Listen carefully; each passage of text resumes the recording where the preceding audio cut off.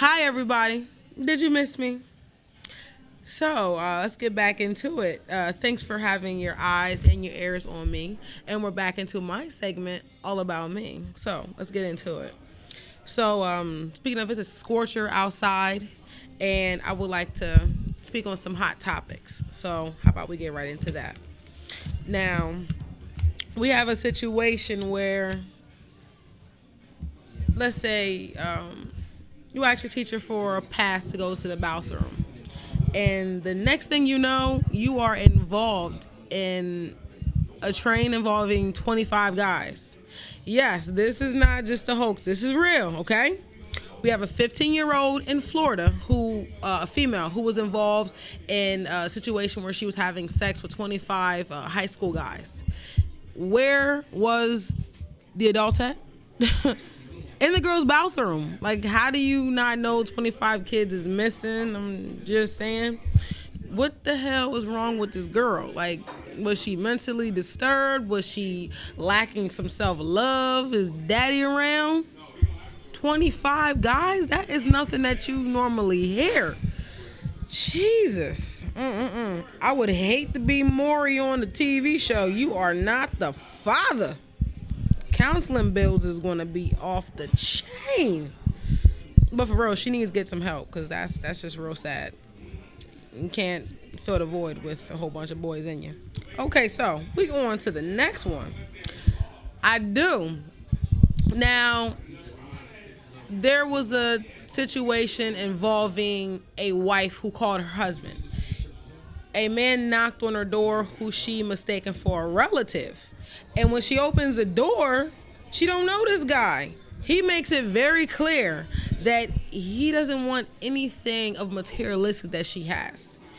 He wants to take her most precious thing that she has within her. And by that, I mean he intends to rape her. And that's sick in itself. So as she tries to fight him, he repeatedly hits her in the face, knocking her down to the ground, and then even gets a chair involved. This sick piece of crap. Now the cousin gets in the situation and helps fend off her attacker. She ends up calling her husband, who is a taxi driver, and she tells her husband the situation, which happens he's in the neighborhood. So he arrives on the scene in minutes, and while he's coming to her aid, she points her attacker out in the building. So he gets a crowbar and beats the living hell out of this man, which, a round of applause. I applaud that. To the point that the guy dies, within a short while later. So what is the husband doing locked behind bars? How did this happen? How did that happen? He made a vow to honor, protect, and cherish his wife. And when he does that, he ends up getting arrested. This guy needed to die. They said he was a criminal his whole life. The police had no good chance of getting a hold of him. So, a good man did. And I'm not mad at you. You got my support 100%. I don't know. I just feel like when it comes to women and kids, the law is kind of funny with that stuff. But you got my support. Honey, you married a good one. All right, on to the next. Coming to the stage, everybody. Coming to the stage. Not a Black Lives Matter supporter, okay? Now imagine you decide and listen. I've, worked long, nice and hard, and your friend tells you, listen, we got some tickets. We gonna go listen to this concert in New York. T.I. is going to be there. Troy Ave is going to be there. We got some talent in the building. None of these, clubs, all the extra dumb stuff. We ain't got to worry about shooting and all that. We're going to this concert and enjoy ourselves. So you going there, dancing, enjoying yourself, singing along to these lyrics. And next thing you know, you hear shots fired. I repeat, shots fired at the concert. Now, I'm a big T.I. fan, so I'd been really upset that we got to cut this concert early because T.I. can't perform. So anyway, when it was first reported, Troy Ave was one of the victims. He was shot in the leg. This guy part of my language, he's like a multi-talented person. And I don't condone violence, but just listen to me. He was the victim. He shot and killed his friend. And then he shot another bystander. And he shot himself. Like, did he shoot himself to play the victim? Like, this just a waste of good talent. You know what I mean? Like, I don't understand. We have all these different situations with violence involving the black community. Black lives matter. You remind everyone else that's a different race that it matters, except when it comes to our own. You are put, and by you, I mean these celebrities, the ones that partake in these crimes, that stunt your potential growth successfully. The message that you can portray to youth that haven't gotten where they need it to be, where they need some type of inspiration, what do? You feed into this stupid mindset that all black people are these barracudas, that if you give them too much influence, if you give them too much power, they act like the next N-word. And we are all not like that.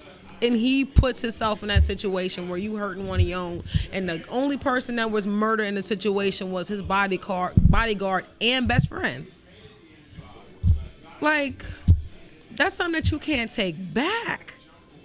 So when do black lives matter to black people? Will it ever matter? If you have any responses to this, please, I love opinions. Positive, well thought out ones. Okay. We gotta stop this violence. It's gonna be a long time from now. That's just my opinion. Okay, so on to the next one. Father, may I not? Now, this situation is really twisted.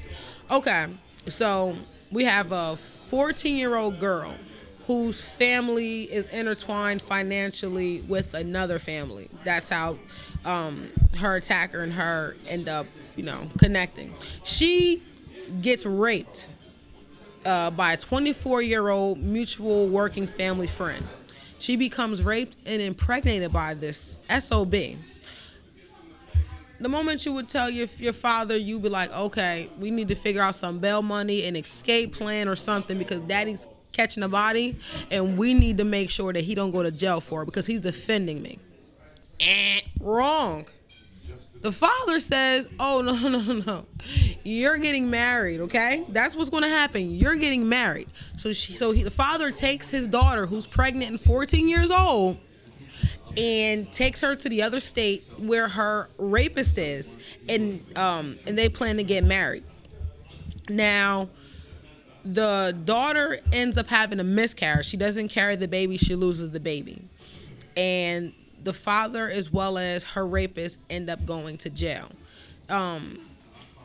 At this time, they said that the father has been sentenced to about 120 days because this is, I believe, the amount of time that she spent with her rapist. So the judge is feeling like you need to suffer some of what your daughter went through and her trauma. When are people going to get it through their head that just because your sexual organs work do not mean that you need to be having babies? Like, come on. I think people need to be evaluated to prove that you are right to bring a life into the world. You need to have that shot, the males, the women, and all of that. So you cannot be walking around just rubbing uglies, bumping uglies, and just having babies. I'm so frustrated with the kids that have to suffer from having these moral twisted parents walking around raising these kids. You're having a kid and you don't help the kid, learn morals, learn how to read, learn how to write, learn how to wash their butt, make sure their clothes is clean, learn how to do laundry, learn how to show respect, learn that you cannot solve issues with your fist or with a gun. There's some situations that you cannot come back from. Learn to respect yourself and demand respect. It's crazy. I feel that you should be evaluated before you able to to procreate. We might be a little bit beyond that. And another thing that I wanted to talk about is when it comes to a situation that happened, a little while, not too long ago, a 3-year-old who fell into a gorilla exhibit, and the child's mom was there with a couple other siblings. Everyone's screaming, "Oh my God, the gorilla! Oh my God, the gorilla!" Because the gorilla grabbed the kid. Some people say that the kid was being, rescued from the fall by the gorilla. Others are saying that the gorilla, played a threat to the kid's life. So, the gorilla ended up getting killed, out of protection for the child. Why was a 3-year-old able to penetrate the barrier? How could the kid get away from the mom after the mom, a witness stated that the child was going to go into the gorilla exhibit? Like, no, you're not. But how is this kid able to get inside this exhibit? I've seen one too many videos with kids that were able to penetrate these fences and stuff, and then they're in these exhibits or they fall or something. So I think when it comes to the zoo, they need to go across maybe strengthening their barriers, whether it's making it high, making it, whatever. Maybe it's guards or something around. RIP to the gorilla. I'm an animal rights lover. So yeah, another thing I want to talk about, when it comes to settling. I feel that if you settle, for things that you may not feel secure in life, that it's kind of like a snowball effect, when it comes to maybe your self-esteem. And if you already feel that you're not worthy of maybe a job interview, worthy of, partaking in fun things because you have low self-esteem, that you'll settle in different things. It'll be like a snowball effect when it comes to your circle of friends, when it comes to who you decide to settle down with.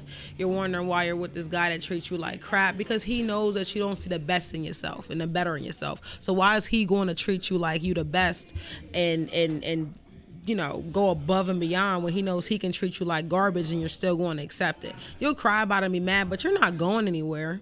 So I feel that you need to be aware of who your friends are. If you align yourself with strong people that can build your confidence, and they're going to build you up, because, strong people don't like weak people. And, just put yourself first. So you can't be a good mother, a good father, a good role model, a good lover, or a good person if you don't start with yourself and with loving yourself. And a lot of these stories and topics that caught my eye, they all had a common interest of, they all seem to have lacked some type of void when it comes to, self-aware. Like, just really having a type of common sense and knowing what's important. And when you lose track of, yourself and your type of mindset, you end up veering off and doing real dumb stuff. So learn from the idiots and don't be one. Thank you for, tuning in with me. And after I'm done talking to y'all, I'm going to quench my thirst. So I will be here next week. Come see me. Bye, guys.